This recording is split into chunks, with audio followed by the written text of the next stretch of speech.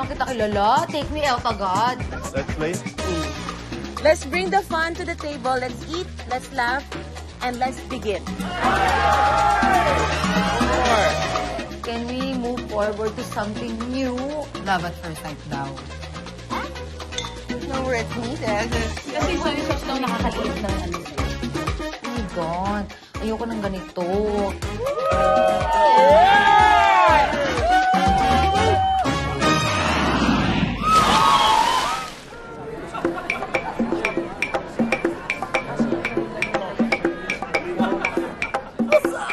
Hi, I'm Eric. I'm 45 years old. I'm from the United States. Hi, I'm Jessa. I'm 31 years old. I'm from Philippines. And we've been together for 3 years. Well, we met in Angela City. Angela City. Love that. And I was a bar owner, a sports bar owner before the pandemic. Right. And then during the pandemic, my partners closed and I was out of the country and they bought it. So when I came back, her and her partners were the owners. Right. So I said, okay, well, I'll just stick around. And fell in love with her. Oh my God. I mean, it's gonna be easy to fall in love with her and look at her. I know. When I said, is this my, oh my God.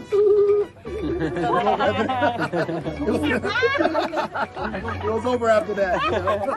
A chance meeting. Yeah, chance meeting that turned into love.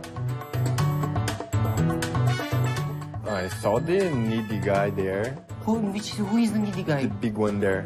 No shirt. That pool, jumped in the pool.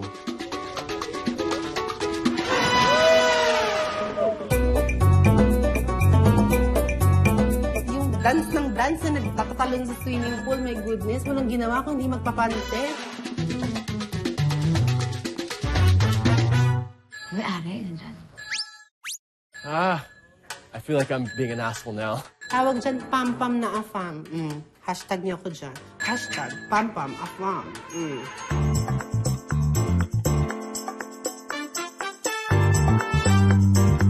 Somebody started asking me for legal advice, and I wasn't sure if I should answer. Did you got already a lawyer or not yet? No, not yet. Oh, Surprising. she's the top notcher. She's the best lawyer in the Philippines. Conversations are supposed to be protected by attorney-client privilege, but if it's going to be on video, so I was thinking about all the ramifications of that and what would be the impact. Does this person consent to having our private conversation about legal issues made public, or maybe it won't be included? Guess we'll see.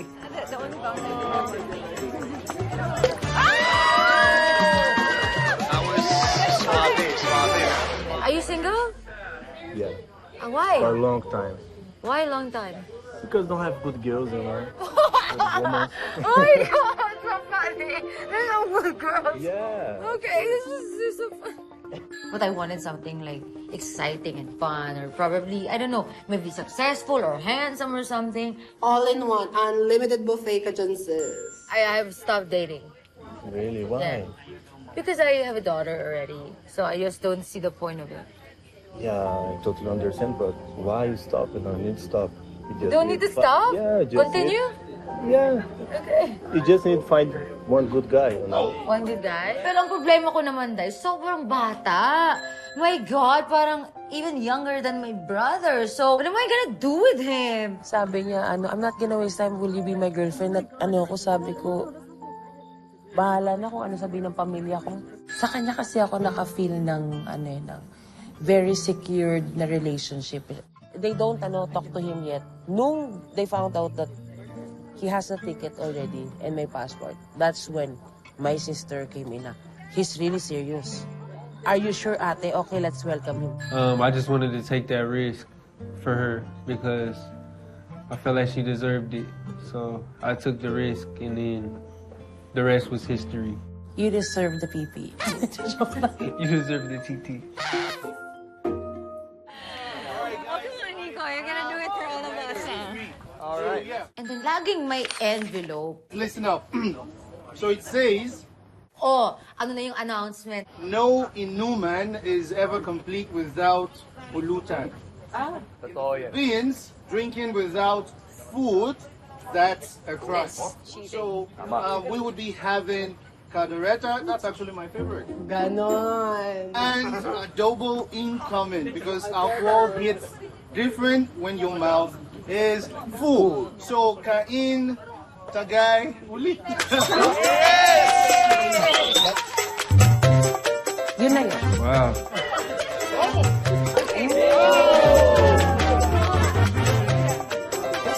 Who was that? Can you look up again? The only thing I didn't like about Nico at first kasi lagi niyang pinagyayabang na daku daw siya. Malaki yung eme niya.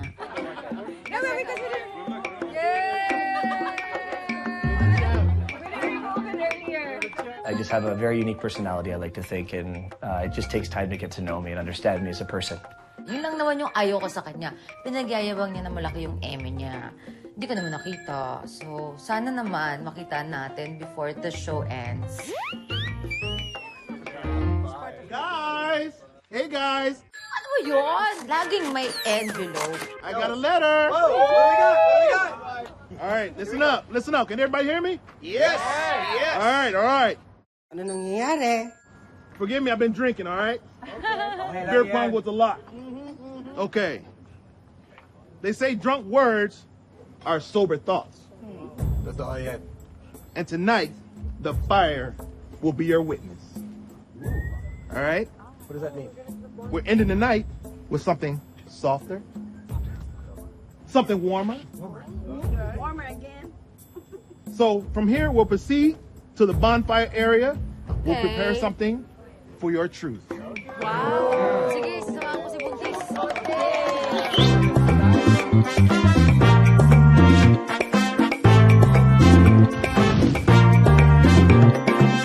Kaylin, magkwento ka naman sa amin ng love story niyong dalawa. Actually, our story didn't even started with love. It started with lust. Oh my God! We met in Tinder. Yeah. It was a Tinder happy ending story. Surprisingly, actually. Yeah, it's surprising Tinder that is happy ending. There is happy endings in Tinder, imagine. I love it. I told you this, right? I love it too. Charot. Charot. Charot, charot. You're gonna see charot. I like having connections with someone that's not in the Philippines because it's less drama, diba? It's more upfront, it's more direct, and that's kind of my personality as well. Beauty queen yun. Ding! But you know what? There's so much question. Bakit ako laging tinatanong? Guys, ang daming tanong sa akin. And you know what? In pageantry, it's very, very rampant. Like, the most anticipated part is like the Q&A, diba? So why don't we do that? Habang lumalalim na yung gabi, nagkaroon kami ng question and answer portion. So, ayun na nga. So, nag-open ako ng Q&A. Sabi ko, tingnan natin kung sino may mga brain cells dito, doy. 2 MB ba kayo? Or nagpataas kayo ng gigabyte? But, for now, I see that there's a red letter. Can you read it? And then laging may envelope.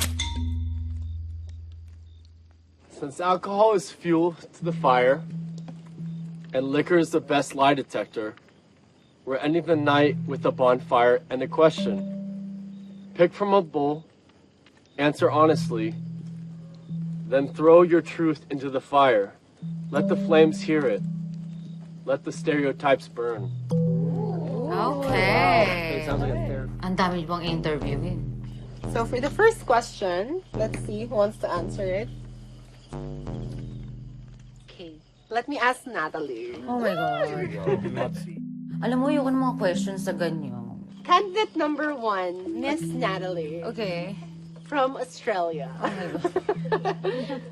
Does race matter when looking for an affam? Pero, what a weird question. I love that. I'm just... ano ba? No, it's just... I don't know. I don't really have a type. So it's really about the energy. If I like you, I don't care what color, what race. It's the energy that I am attracted to. I love that. So that's So it. can be an AFAM or not an AFAM? Or It doesn't only a matter, FAM? actually. Oh. Yeah. My God, nakakaloka naman talaga dito, no? Sisi ko yan. So I'm next. The question is, bet mo lang ba dahil ducks? So, Okay, in English. Do you like it when it's huge, darling? Yeah, do you like it because it's big? Oh my Darling. God. it's not because of that, actually, because he's a loving ducks. He's very respectful, God-fearing, and I didn't imagine that an AFAM could be like that. Lagi kaming may quality time together. Hindi pwedeng wala. Deserve. So dahil dyan, sunugin natin yung paniniwala na yan. Baby Daddy, can you please shoot it there? I-shoot mo na. I-shoot mo. Or burn it there. I-shoot mo na. Burn it there. Oh, little layup. Hey! And it's gone. Burn! So I guess it's my turn. Yes. Okay. Okay, so the question is, this is on the lighter side of the things. May paki ka ba kung hindi marunong gumamit ng tabo or bidet ang AFAM mo? Oh my God. In English. Okay, so in English, does it matter if your partner knows how to use a pail or a bidet when I guess they're washing? I respect tradition. Honestly, if you guys are used to what you're used to, go for it. But I think at the end of the day, what matters is that you're clean. Like whatever. No, it doesn't matter what you do. It's your business, but just make sure you're clean. That's it. Can I tell you a story? Yes. Actually, I have a funny story. Before I even came to the Philippines, when we were still like dating, Julia came to visit me in Germany, and we were living together in my dorm. And I noticed the cup after the yogurt appearing in the bathroom, and I didn't know what it was at that time, so I kept throwing it out. But then it was just kept appearing again and again. And I was like, baby, why do you need this yogurt in the bathroom? And I keep throwing it and you keep bringing it back. And she said, it's tabo! Ang talino mo dyan, ah. Oh my God. Can we change the topic? This is bringing me. Yeah, we got a little... I am not interested. I don't give a shit about the topic. About washing your butt? Yeah, washing your butt doesn't really excite me at all. Right? Mabaho na yung usapan. Oh no! For the question, I saw in my eyes another red envelope. Can you gladly announce? So, and then laging may envelope. Another Pulutan favorite. Balut is best served when the fire is burning and the chika is getting hotter. Perfect pangsalo sa mga kwentong umaanghang. So we're gonna eat balut now. Yeah. One for each one? Yeah, one for every foreigner. One for every foreigner, I think. I love food. I am a food lover. So my goal is like try all the foods I can and bring to my country. So everything that I can eat, I eat. For start to you. Thanks, man. More. It's too good. It's protein. It's protein. You eat this? Every time he eats it, he gets really scared. I think it's more the visual impact that's scary because balut is very tasty. You know, it tastes like an egg. It's very rich in protein, right?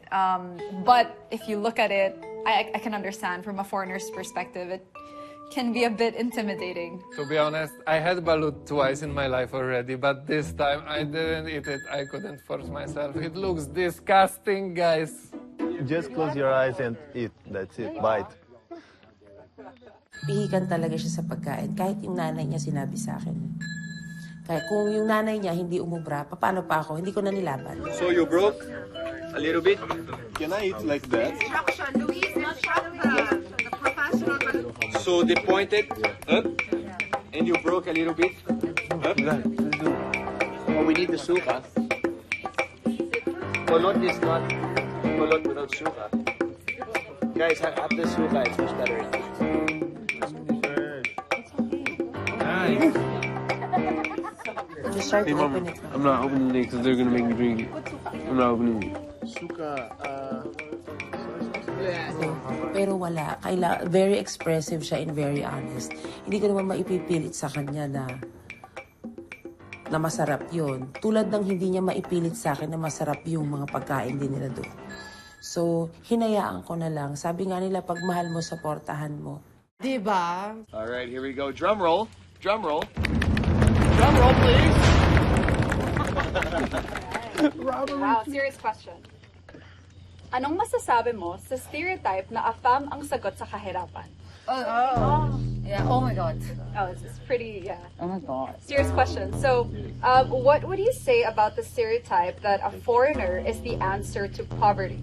Yeah, so there were definitely a lot of controversial topics that came out during the bonfire thing. I got asked a question, for example, what I think about women who are with AFAMs because they're a ticket out of poverty. So we answered very important questions like that. Yeah, that's a very poignant question, I guess. But I would say that regardless of who your partner is, and when you find that person, whether it's your boyfriend or your husband or your wife, it's a matter of building your life together.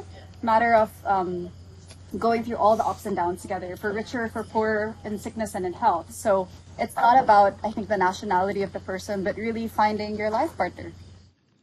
Ang dami ng article kong narinig. Sabi ko talaga, Day, anong article? Hindi ko na naiintindihan yung mga articles. Marami kang pwedeng matutunan sa kanya. Pero sa totoo lang, dahil may pregnancy brain ako, wala akong natandaan sa mga sinabi niya kanina about law.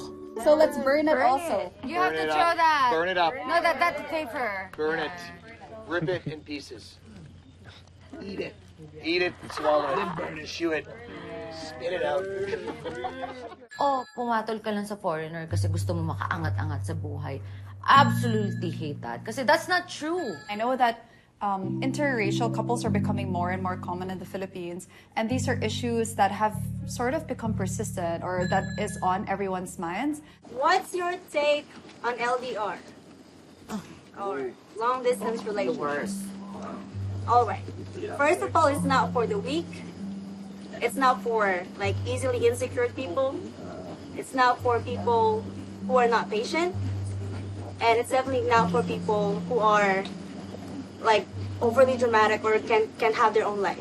If you're like someone like gets easily lonely, temptations is everywhere.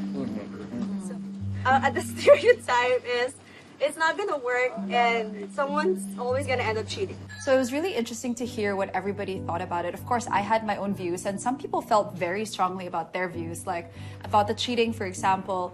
I think the room was pretty divided. Like, my personal stance is that it is a choice whether or not you cheat on your partner, but for some people in the room, they were saying that it's inevitable that with the distance, you cannot help but crave physical touch. In fairness naman, madaming pinaglalaban ng mga ate ko. If he cheats, he cheats. I have no control over that. I guess the question is, like, is it actually inevitable or can it be controlled? It can be controlled, but up to some point, I don't know. No, so the question is, can it be controlled? Is it a yes or a no? Yes, a yes. I think it might happen, pero dapat my decision just to end it first.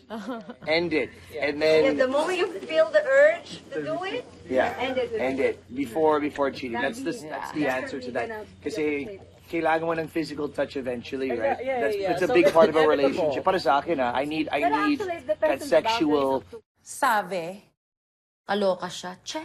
But, I believe that, we are human beings capable of reason and control, and that is our choice if we want to give into those tendencies. It's one thing to be attracted to another person, and it's a completely different thing to act on that and to betray someone's trust. It's not just the circumstance, but it's also the choice of those two people. Exactly. So whether you're physically together or apart, we've been long distance for a long time, actually, before we got married.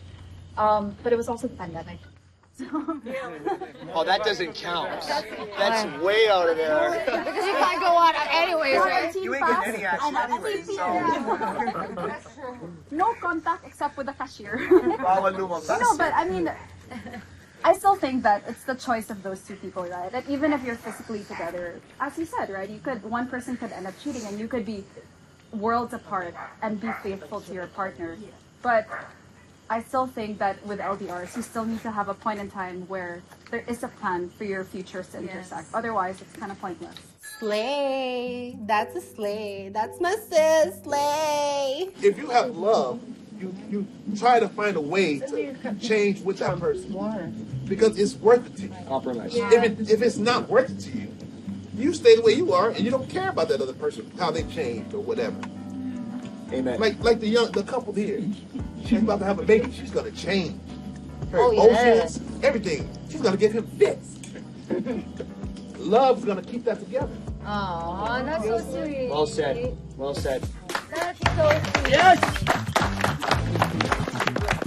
He's full of love, enthusiasm. Yung talagang minimitigate niya lahat ng, hindi, love is like this. Love is like that. These are all like important topics from the small to the big things that only people who come from two different cultures who are trying to navigate that complexity can really understand. That was interesting. I hope everybody learned a lot, and I learned as well, both of us, and we enjoyed the food as well. But of course, we have here my favorite Doc Micah. Do you have any questions for all of us before we wrap it up tonight? I think the bowl. Yeah. Oh, the bowl is here. Okay. Here you go, Doc. Okay. Okay. Oh God. So the question, wow, okay. Do you believe na ang mga AFAM ay naghahanap ng pangit? Okay. Siguro minsan, para hindi sila maging insecure. Kasi sabi na naman insecure na AFAM, di ba? So baka naman ganun din. Kaya pumapatol sa Pilipina dahil pangit sila. I really hate that. Like, parang gusto ko silang sampalin. Tsaka syempre, di ba, kung ikaw ba AFAM ka, tapos jojowa ka ng super pretty, dahil nakakatakot din yun. Mali mo, ilang kayong AFAM, dahil. Baka 5 kayong AFAM. Charot lang naman. Beauty actually lies in the eyes of the beholder. In his eyes, I may be just, just ugly or beautiful, and you always tell me that I don't look Asian enough. But anyway, that's what he always says. But I don't think that AFAMs or foreigners are looking for someone ugly. But sometimes, we have stereotypes. I mean, please, I don't know if when you're like in the mall and then you see someone, you look at a couple and then you're with your friends, you're like being judgy a bit, diba? And they're like, guwapo nung guy, oh. Parang, or vice versa. Yeah, vice versa. Like, ano nakita niyo nun? Hindi naman lahat ng foreigner gwapo. Ang papangit nila, no? Ichusera sila. At saka kung gwapo sila, dapat kasal na sila sa bansa nila. And dapat pinag-aagawan sila doon. Why do they have to come here? It's either they have a great job here or they're also looking for a partner. So, I don't agree with that na dahil foreigner ka, gwapo ka. Laban. Sige, lahat ng pinaglalaban mo, ilabas mo dahil. People are, they think they're so full of themselves that, oh, because I'm a foreigner, you're just after me because I'm handsome. I'm like, ew, please. Maybe we're also like a bit self-deprecating as a people. Like Filipinos tend to view themselves as lower and then kind of elevate foreigners, right? In their eyes, Yeah, that's right? not true. Like we don't elevate ourselves. Like in the global scene, we think ourselves lower. So why even ask that question? Why say that we're the ugly ones? They're the ugly ones. And Filipinos are actually known to be like good abroad, like great in a lot of aspects. To be honest, those stereotypes are all over the world. Hindi lang dito sa Pinas. Yeah, like, it's all over the world. So just to say that that's only between like foreigners and Filipinos, I think No, that's it's wrong. not. It depende sa tao. Yeah, It depends on the person. Yeah. Like we say, there is different type of people, like perspective, like how you see one person like beautiful or no. But what I wanna say is like us in the Osnen, in the other side of the world, we don't have Asian look. So when one foreigner guy see one Asian, it's beautiful. It's completely different for what we see, Exactly. So everything starts there. It's beautiful for be different already. Yeah. And how the other person is like for themselves, for others, how they treat others. It's totally one step up or one step down. It's true. There's another. It's like, we all like what we can't have, right? So even like when I'm in Italy and there's like a Filipino man walking around, like the Italian women are looking at him and they want him. Yeah. Because he's different, right? Yeah, He's it's exotic. exotic. He's exotic. So it's not just hindi lang dito sa Pinas. That's what I'm saying. It's also in other countries. It's just like we all want something we can't have, and that's where I think. And because Filipinos, when you go there, they're the afam. Yeah. I guess tama naman yung sabi nila na it's about the connection, it's about the situation, it's about the person. At saka, it's very subjective naman kasi, di ba, naghahanap ng pangit yung afam. Kung para sa kanila nga, beautiful na yun. I don't like Wait that. a minute. Wait a minute. I want to say something. Baby Daddy. Because he was saying something to me a while ago. He was saying maybe the Filipinas doesn't look about their looks. Maybe they're after for their green card. Maybe true. Some girls are after the green card. You know? That's the major. Oh my God. May binanggit kasi si Baby Daddy about sa green card. Tapos syempre may mga sumagot na babae. Ay, intense to. May mga sabi, no. May mga gumaganong-ganon. And you know what I told him? I don't want to say this, but it's true. I told him that's for broke people. I'm sorry. Kaya nga sabi ko nga, that's for broke people. Actually, hindi yung sa dahil ka wala kang pera, yung broke-minded talaga. Yun talaga yung pinaka-point doon. What? Sorry? That's for broke people. Who's after for the green But card. it's true though. Some people might be after that though. So. But that's the immigration problem, not us, you know. I'm just saying. Immigration problem, not us. Yeah. I have to defend many Filipinas. So, syempre ako, bilang dalagang Filipinay, gusto ko pinagtatanggol ko ang kapwa ko Pinay. Hindi kami pwedeng tignan as gusto lang namin magkaroon ng AFAM para makapunta sa ibang bansa or green card lang yung habol namin sa kanila. And the thing is, you know what? All I can say is, girl, do your own hustle. If that's what you need to do, do it. That's just, I don't judge. Do it, girl. I support that. That's it. What I'm saying is, Thrive and survive, girl. That's it. I feel like some girls might just want to get married And so what? so they can go. And so what? Yeah, I get And you. you know what? No, but I get The thing is, so what?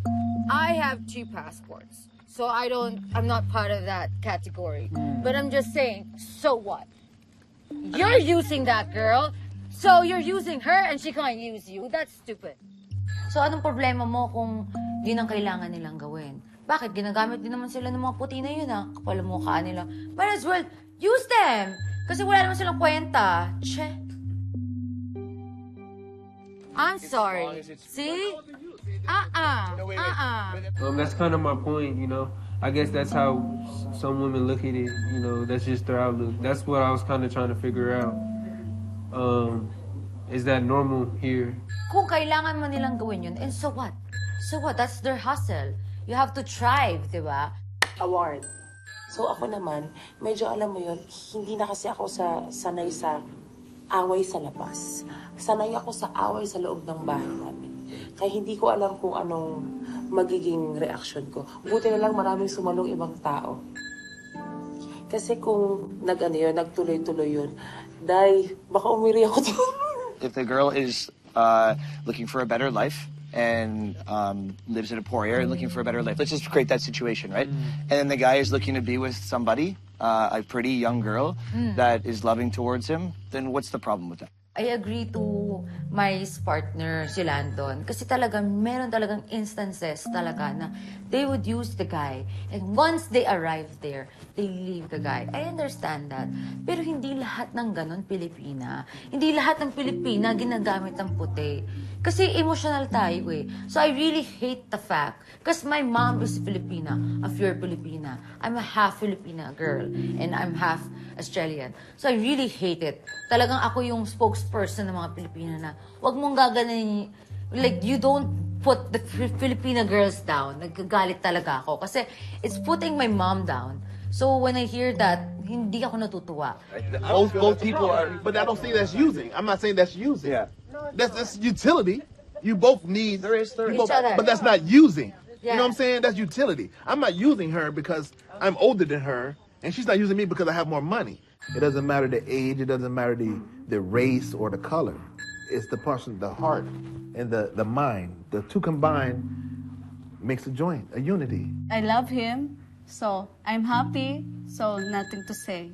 We share Correct. the love. We share the money. Yeah, I didn't say you're 60, bro. Man,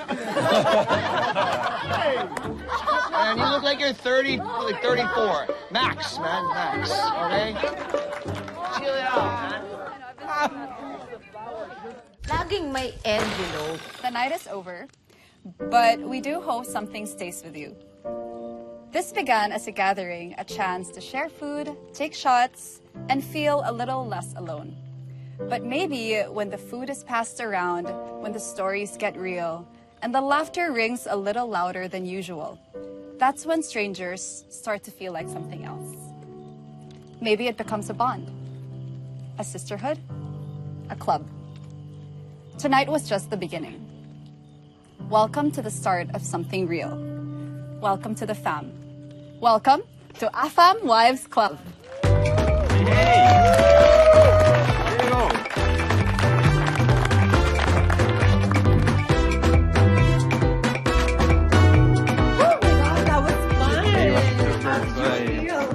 Excited. Let's see how it's gonna be in the future. Oh my God. There.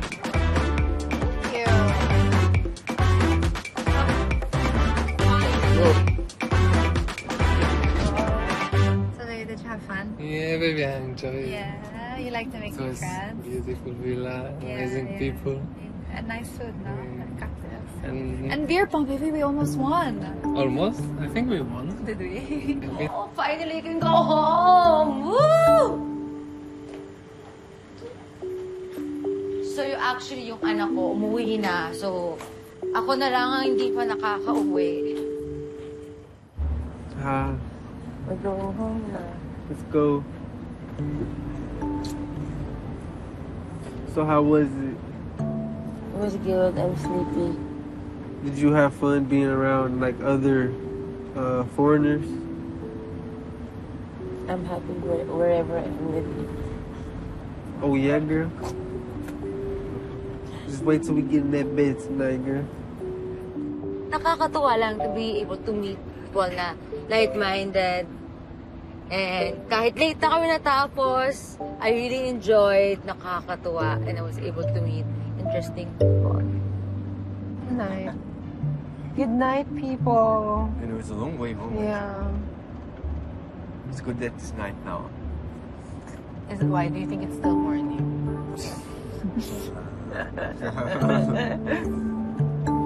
Maybe. Binubusit mo ako, ah. Pagod na ako. Pagod ako makapagsismisan buong araw. You're gonna annoy me. Okay na yun, oh. Ang dami ko na sinabi, Doy. Yeah, we always win. Tonight, sparks flew from the bonfire and from conversations that burned through old stereotypes. And laughter and honesty, strangers became something more. Curious, open, unfiltered. Love, friendship, connection. Turns out they all speak the same language. This was just the first chapter of a story that's only getting warmer. Welcome to AFAM Wives Club, a sisterhood that needs no translation. I think we got a lot of things worked out. All the stereotypes, all of the misunderstandings that Filipino and foreigners have between each other. It was so insightful. I learned a lot from the conversation. You're actually just having love, and it's supposed to be for you. Don't let people judge your relationship. Nakakainis kasi sobrang tagal. But it's okay. I mean, it's a long day, but I really had fun. Overall, fun vibe for me. It's really nice to be able to make new friends, to be friends also with other couples who are in that kind of relationship, and hopefully we get to do sports together or do some fun activities together. It was really great to like share our experiences because at the end of the day we like go through similar things together. Being here and meeting everybody, I look forward on meeting them again. Excited talaga ako, especially with the girls. Na-realize ko na pare-parehas pala sila ng struggle pagdating sa pagdideal sa isang Filipina. Nagbe-brainstorming sila kung paano i-handle ang isang dalagang Filipina, Overall, I had a great time. It was a good experience. But yeah, it was pretty good. The question was like, for you see the things for one different vision, it was really nice. We should have more of that. We're gonna fight. I'm so excited to meet them more. And of course, yung mga pam-pam dyan, mga afam na pam-pam, go, bumalik pa kayo dahil para simulan nyo ang drama. At pag ako naging komportable, pupuksain ko talaga sila dahil sa isa. Sa kanila, wala naman kasing gender, wala namang sexuality. For them kasi, they never judge. And I love you. Hindi sila nag-aral ng Loday. Si Julia na lang nag-law. It's fun to be able to share my knowledge, which is Article 1 of the Family Code, a special contract of permanent union between a man and a woman. I love family law. Your Honor, I do. It's a bit different kasi it's a reality show. I'm a single mother and I don't have a partner here and I'm just basically bringing my daughter. Thank you. Next. Ang dalagang Filipina ngayon ay open-minded but at the same time, conservative pa din. May pagka-stricto and pabebe. Oh, baby daddy.